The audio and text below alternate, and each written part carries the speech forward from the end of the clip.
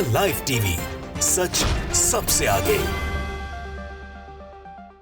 नमस्कार, the live TV आप देख रहे हैं। आपके साथ मैं हूं आदित्य कुमार। हिजबुल्लाह अब इजराइल पर अटैक कर रहा है। दरअसल हिजबुल्लाह ने पहले ही कह दिया था, जिस तरीके से उसके यहाँ ड्रोन अटैक हुआ और हमास के डिप्टी कमांडर को मारा गया, उसके बाद से ही लगातार हिजबुल्लाह ये कह रहा था अब लड़ाई आर पार की होगी। अब इजराइल को समझ में आ जाएगा उसने पंगा किससे लिया है, और लगातार अब उसको लेकर गोलीबारियां भी शुरू हो चुकी हैं, हथियारों का आवागमन भी शुरू हो गया है और स्थितियां अब बनती हुई शुरू हो गई युद्ध की। अमेरिका इससे घबराया हुआ है। अमेरिका यह चाह रहा है कि ये लेबनान की तरफ जो युद्ध बढ़ रहा है ये नहीं होना चाहिए, वरना गतिविधियां और बढ़ जाएंगी और हिजबुल्लाह से भिड़ना ये इजराइल के लिए ठीक नहीं होगा। इजराइल की हार इसमें निश्चित है। लेबनान हिजबुल्लाह ने इजरायली क्षेत्र सफाद में दाऊद सैन्य अड्डे पर बम वर्षक ड्रोन से हमला किया। लेबनान हिजबुल्लाह ने इजरायली क्षेत्र सफाद, एक इलाका है सफाद दाऊद, वहाँ के जो सैन्य अड्डा बना रखा था इजरायली ने, बेस कैंप बना रखा था अपने सेना का, वहाँ पर हमला किया और ये ड्रोन से हमला किया है। बताया गया है कि हमने हमास के उप प्रमुख शेख सालेह अल अरूरी और हिजबुल्लाह कमांडर जवाद अल तबीब की शहादत का बदला लिया है।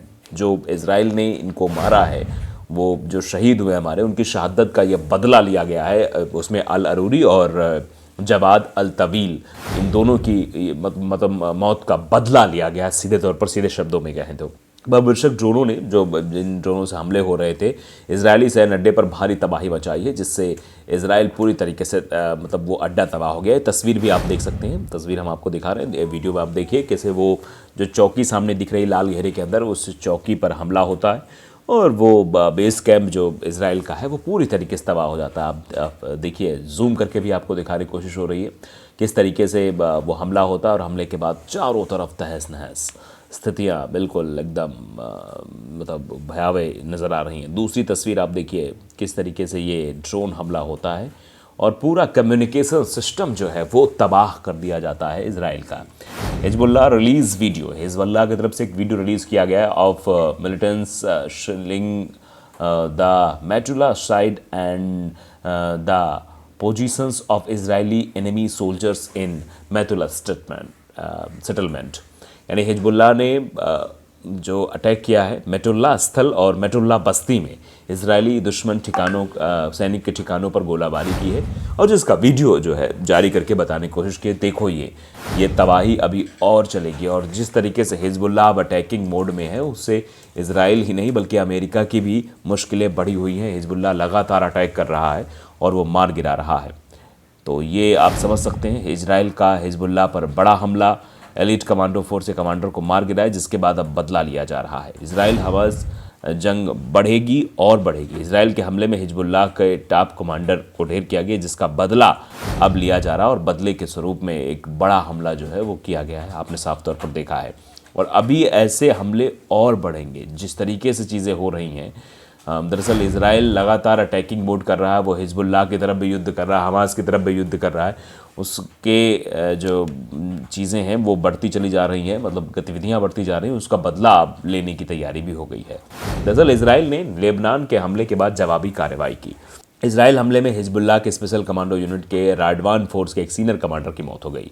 लेबनान की सुरक्षा एजेंसी से जुड़े सूत्रों के ने मारे गए कमांडर की पहचान राडवान फोर्स के एक यूनिट के डिप्टी चीफ विसम अल तविल के रूप में की है। उन्होंने कहा कि एक अन्य हिजबुल्लाह लड़ाका उस समय मारा गया जब लेबनानी गांव मजदम सेल पर हमले के दौरान उसकी कार एक बैरियर से टकरा गई। सुरक्षा सूत्रों ने कहा है कि इजराइल का हमला बहुत दर्दनाक था। ऐसे में दोनों के बीच तनाव और ज़्यादा भड़कने के आसार हैं। 7 अक्टूबर को इजरायली क्षेत्र पर हमास के हमले के बाद इजराइल ने गाज़ा पट्टी पर सैन्य कार्रवाई की, जिसमें 24,000 के आसपास फिलिस्तीनी मारे गए हैं, ज़्यादा ही मारे गए हैं। लेबनान में सक्रिय हिजबुल्लाह शुरू से ही हमास के समर्थन में इजराइल पर गोलीबारी कर रहा है। हिजबुल्लाह के हमले में कई इजरायली सैनिकों की मौत भी हुई है। इस कारण इजराइल ने भी लेबनान में हिजबुल्लाह के ठिकानों पर जवाबी हमला किया है। इन हमलों में दक्षिणी लेबनान में अब तक 130 से अधिक हिजबुल्लाह लड़ाके मारे गए हैं।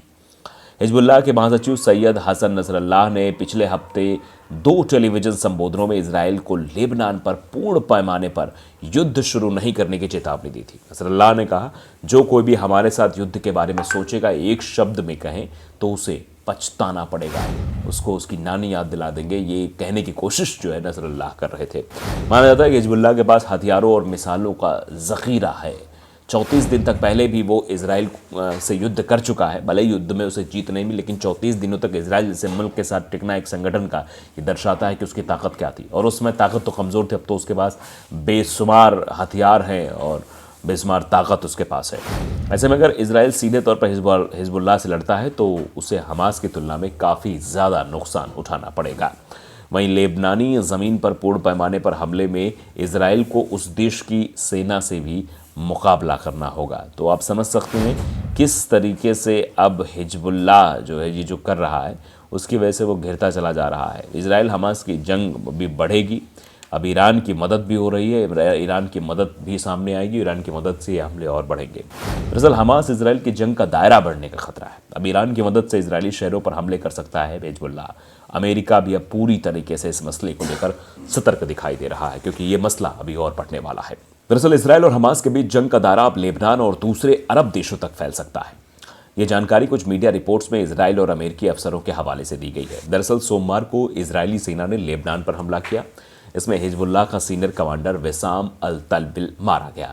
हिजबुल्लाह के जो लड़ाके थे वो एक कार में थे। जब इजराइल ने एयर स्ट्राइक की, अब हिजबुल्लाह इजराइल पर जवाबी हमलों की तैयारी कर और कर भी दिया। जैसा कि हमने तस्वीरों में आपको दिखाया कि बेस कैंप कम्युनिकेशन सेंटर पर भी हमला किया है। न्यूयॉर्क टाइम्स की सोमवार रात जारी रिपोर्ट में लेबनान के अफसरों के हवाले से कहा गया है कि इजरायली सेना के हमलों में दूसरा कमांडर मारा गया है और इसका असर पूरे गल्फ रीजन पर पड़ सकता है। इस पर अफसर ने कहा कि हमें आशंका है कि यह जंग अब पूरे अरब रीजन को अपनी चपेट में ले सकती है। हम कोशिश कर रहे हैं कि अपने सहयोगियों को इसके बारे में पहले से अलर्ट कर दें। इस पर अफसर ने आगे कहा, हिजबुल्लाह की एक रद्दबान यूनिट इजराइल में घुसपैठ की तैयारी कर रही है और ये ठीक वैसा ही होने का खतरा है जिस तरह हमला हमास ने गाजा पर 7 अक्टूबर 2023 को किया था। इजरायली बंधकों के परिवारों ने कुछ दिन पहले कतर की राजधानी दोहा में वहां के प्रधानमंत्री से मुलाकात की थी। इसके बाद इजरायली सरकार पर दबाव बढ़ा कि वो बंधकों की रिहाई के लिए हमास से डील करे। दूसरी तरफ इजराइल की सरकार ने साफ कर दिया है कि देश की सुरक्षा कीमत पर हमास तो क्या, किसी भी संगठन से कोई डील नहीं की जाएगी, क्योंकि इस जंग में इजराइल के करीब 200 सैनिक शहीद हो चुके हैं। हमास के क़ैद में अब तक कुल 129 नागरिक हैं, इसमें से कुछ दूसरे देशों के भी हैं। माना जा रहा है कि हमास और बाद में हिजबुल्लाह के 2 कमांडर मारे जाने के बाद अरब वर्ल्ड में जंग की सूरत पूरी तरह से बदल सकती है।